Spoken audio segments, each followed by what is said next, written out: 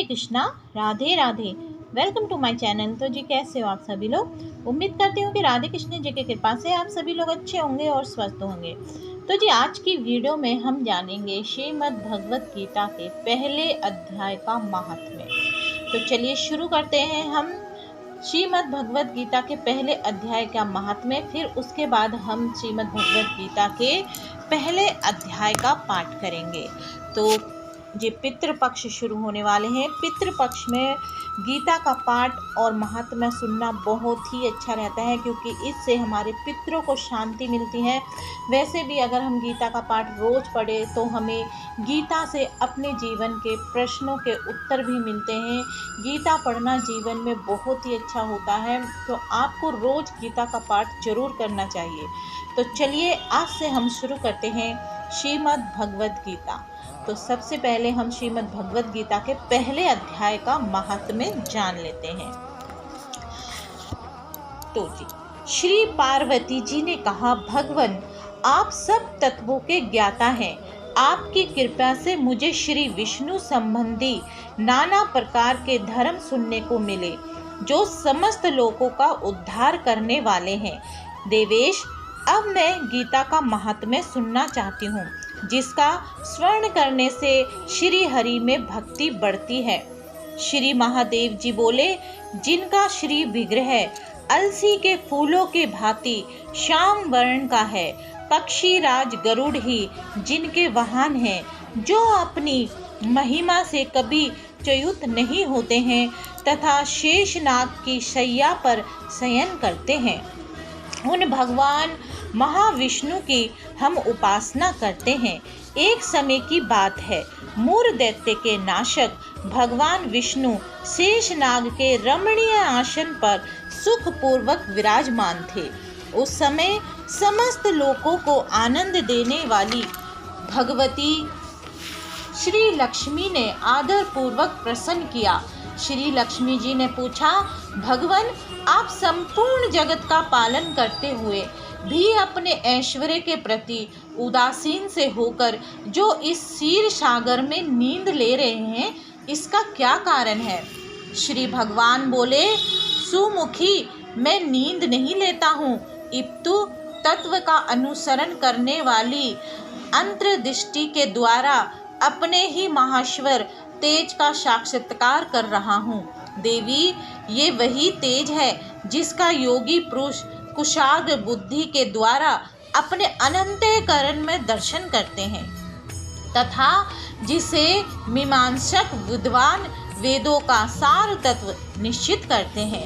वे महाश्वर तेज एक अजर प्रकाश स्वरूप आत्म रूप रोग और शोक से रहित अखंड आनंद का पुंज निष्पंद तथा दैत्य रहित है।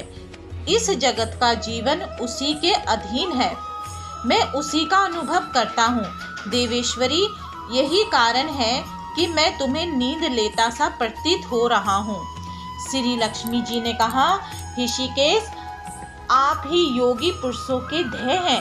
आपके अतिरिक्त भी कोई ध्यान करने योग्य तत्व है, ये जानकर मुझे बड़ा कौतूहल हो रहा है।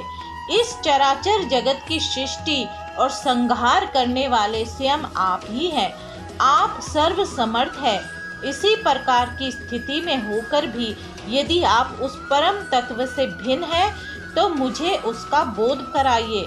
श्री भगवान बोले, प्रिय, आत्मा का स्वरूप द्वैत और अद्वैत से पृथक, भाव और अभाव से मुक्त तथा आदि और अंत से रहित है। शुद्ध ज्ञान के प्रकाश से उपलब्ध होने वाला तथा परम आनंद स्वरूप होने के कारण एकमात्र सुंदर है। वही मेरा ईश्वरीय रूप है। आत्मा का एक तत्व ही सबके द्वारा जानने योग्य है। गीता शास्त्र में इसी का प्रतिपादन हुआ है। अमित तेजस्वी भगवान विष्णु के ये वचन सुनकर लक्ष्मी देवी ने शंका उपस्थित करते हुए कहा, भगवान यदि आपका स्वरूप स्वयं परम आनंद में और मन वाणी के पहुँच के बाहर है, तो गीता कैसे उसका बोध कराती है। मेरे इस संदेह का आप निवारण कीजिए। श्री भगवान बोले, सुंदरी सुनो, मैं गीता में अपनी स्थिति का वर्णन करता हूँ। क्रमशः 5 अध्यायों को तुम 5 मुख मानो, 10 अध्यायों को 10 भुजाएं समझो तथा 1 अध्याय को उदर और 2 अध्याय को दोनों चरण कमलों जानो।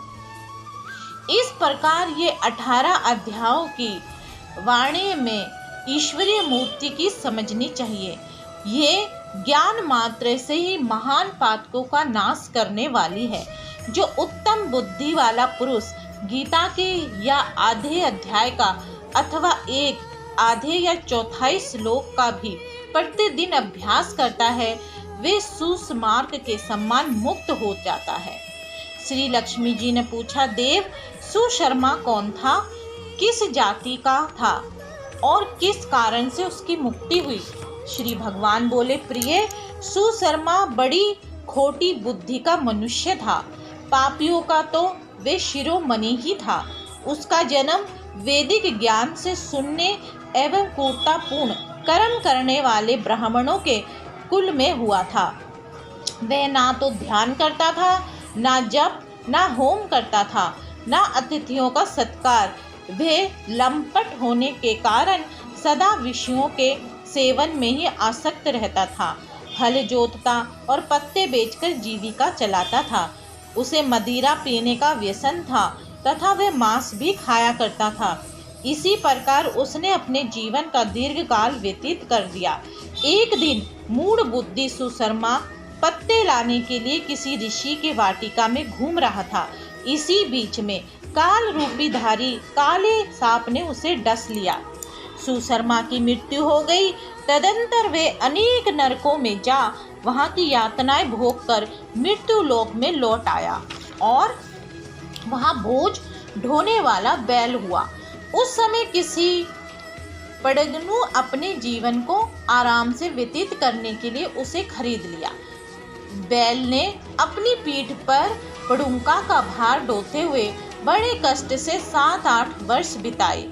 एक दिन पड़ुगने ने किसी ऊंचे स्थान पर बहुत देर तक बड़ी तेजी के साथ उस बैल को घुमाया। इससे वे थककर बड़े वेग से पृथ्वी पर गिरा और मूर्छित हो गया। उसी समय वहां पे कौतूहलवश आकृष्ट हो बहुत से लोग एकत्रित हो गए। उस जन समुदाय में से किसी पुण्य आत्मा व्यक्ति ने उस बैल का कल्याण करने के लिए उसे अपना पुण्य दान किया। तत्पश्चात कुछ दूसरे लोगों ने भी अपने अपने पुण्यों को याद करके उन्हें उसके लिए दान दिया। उस भीड़ में एक वेश्या भी खड़ी थी। उसे अपने पुण्य का पता नहीं था, तो भी उसने लोगों की देखा देखी उस बैल के लिए कुछ त्याग किया। तदंतर यमराज के दूत उसे मरे हुए प्राणी को पहले यमपुरी में ले गए। वहां पर विचार कर कि ये वेश्या के दिए हुए पुण्य से पुण्यवान हो गया है, उसे छोड़ दिया गया। फिर वह भूलोक में आकर उत्तम कुल और शील वाले ब्राह्मणों के घर में उत्पन्न हुआ। उस समय भी उसे अपने पूर्व जन्म की बातों का स्मरण बना रहा। बहुत दिनों के बाद अपने अज्ञान को दूर करने वाले कल्याण तत्व का जिज्ञासु होकर वह उस वेश्या के पास गया और उसके दान की बात बतलाते हुए उसने पूछा, तुमने कौन सा पुण्य दान किया था? वेश्या ने उत्तर दिया, वे पिंजरे में बैठा हुआ तोता प्रतिदिन कुछ पढ़ता है, उससे मेरा अंतःकरण पवित्र हो गया। उसी के पुण्य मैंने तुम्हारे लिए दान किया था। इसके बाद उन दोनों ने तोते से पूछा। तब उस तोते ने अपने पूर्व जन्म का स्मरण करके प्राचीन इतिहास कहना आरंभ किया। शुक बोला, पूर्व जन्म में मैं विद्वान होकर भी विधाता के अभिमान से मोहित रहता था।